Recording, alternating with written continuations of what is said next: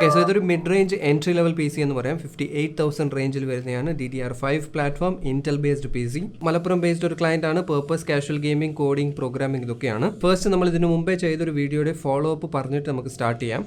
അതാണ് ഈ കേസിന്റെ കാര്യം. ഇതിനെക്കുറിച്ച് നമ്മൾ നേരത്തെ ഒരു വീഡിയോ ചെയ്തിരുന്നു, ഒരു ഇനീഷ്യൽ ഇംപ്രഷൻസിന്റെ വീഡിയോ ആയിരുന്നു. സോ ആ വീഡിയോയിൽ പറഞ്ഞ പോലെ ഫുൾ ബിൽഡ് ചെയ്ത് കഴിഞ്ഞിട്ടുള്ള എക്സ്പീരിയൻസ് ആണ് ഇപ്പോൾ പറയുന്നത്. ക്യാബിനറ്റ് ആന്റി സ്പോർട്സിന്റെ 211 എയർ മോഡലാണ്. സോ ഇൻ കേസ് ആ വീഡിയോ കണ്ടില്ലെങ്കിൽ ഞാൻ മേളിൽ പിൻ ചെയ്തേക്കാം, ജസ്റ്റ് ഒന്ന് കണ്ടു നോക്കാം. Compact size mid tower cabinet ആണ്.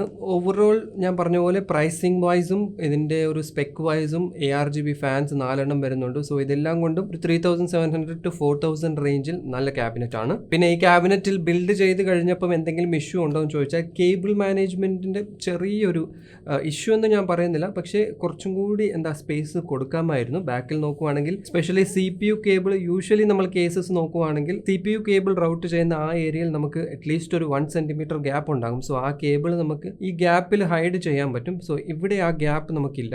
അത് മാത്രമല്ല യൂഷ്വലി വരുന്ന ക്യാബിനറ്റ്സിൽ അവിടെ ടൈ ചെയ്യാൻ എന്തെങ്കിലും ഒരു പോയിന്റ് ഉണ്ടാകും. ഇവിടെ ആ ഗ്യാപ്പ് ഇല്ലാത്തത് കൊണ്ട് തന്നെ നമുക്ക് പോയിന്റ് ഇല്ല. കാണാൻ പറ്റും SSD ബ്രാക്കറ്റിന്റെ ഹോളിലാണ് ഞാൻ ടൈ ചെയ്ത് വെച്ചേക്കുന്നത്. ഇവന്തോ അത് കേബിൾ മാനേജ്മെന്റ് എഫക്ട് ചെയ്യുന്നില്ല. ഓവറോൾ അങ്ങനെ നെഗറ്റീവ് എന്ന് പറയുന്നില്ല, പക്ഷേ ഒരു 1 സെന്റിമീറ്ററുടെ ഗ്യാപ്പ് കേബിൾ മാനേജ്മെന്റ് കൊടുക്കാമായിരുന്നു. അത്രേ എനിക്ക് പറയാനുള്ളൂ. പിന്നെ ARGB ഫാൻസിന്റെ കാര്യം ഞാൻ മെൻഷൻ ചെയ്തായിരുന്നു. ഫാൻസ് 4 തന്നെ ARGB ഫാൻസ് ആണ്. റിയറിലുള്ള ഈ ഒരു ഫാനിന് മാത്രമേ ARGB ഹെഡർ വരുന്നുള്ളൂ, 3-pin ARGB header.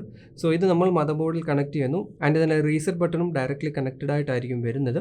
So മേളത്തെ button use ചെയ്ത് നമുക്ക് ചില എഫക്ട്സ് ഒക്കെ കൺട്രോൾ ചെയ്യാൻ പറ്റും, കളേഴ്സ് ചേഞ്ച് ചെയ്യാൻ പറ്റും. And motherboard through sync ചെയ്യണമെന്നുണ്ടെങ്കിൽ മേളിൽ കൊടുത്തേക്കുന്ന റീസെറ്റ് സ്വിച്ച് നമ്മൾ ലോങ് പ്രസ് ചെയ്യണം. 5 സെക്കൻഡ്സ് പ്രസ് ചെയ്യുമ്പോൾ മദർ ബോർഡിലോട്ട് കണക്ഷൻ മാറുന്നതായിരിക്കും. സോ ഈ ക്യാബിനറ്റിനെ കുറിച്ച് ഇപ്പോൾ ഇത്രയാണ് പറയാനുള്ളത്. നല്ലൊരു ക്യാബിനറ്റ് ആണ്, go for it. So under 60,000 range with used GPU നോക്കുന്നുണ്ടെങ്കിൽ 1080p ഗെയിമിങ്ങിനും നല്ലതാണ്, എഡിറ്റിങ്ങിനും നല്ലതാണ്. ഓഫ് കോഴ്സ് എഡിറ്റിങ്ങിന്റെ ടെസ്റ്റ് ഞാൻ ചെയ്തിട്ടില്ല, ഇതിനു മുമ്പേ നമ്മൾ സെയിം പ്രോസസ്സർ വെച്ചുള്ളത് ചെയ്തിട്ടുണ്ട്. സോ ഏകദേശം അത്രയൊക്കെ വരത്തുള്ളൂ. ഓവറോൾ ഈ പ്രൈസ് പോയിന്റ് ഓഫ് വ്യൂവിൽ പ്രൈസ് ടു പെർഫോമൻസിന്റെ റേഷ്യോ വെച്ച് നോക്കുവാണെങ്കിൽ നല്ലൊരു ഡീസെന്റ് ബിൽഡ് തന്നെയാണ്. നിങ്ങൾക്ക് എൻട്രി ലെവൽ DDR5 ആ ഒരു പ്ലാറ്റ്ഫോമിലോട്ട് സ്റ്റാർട്ടിംഗ് വേണമെന്നുണ്ട് ഇന്റൽ ബേസ്ഡ് ആണ് നോക്കുന്നതെങ്കിൽ നല്ലൊരു ചോയ്സ് തന്നെയാണ്.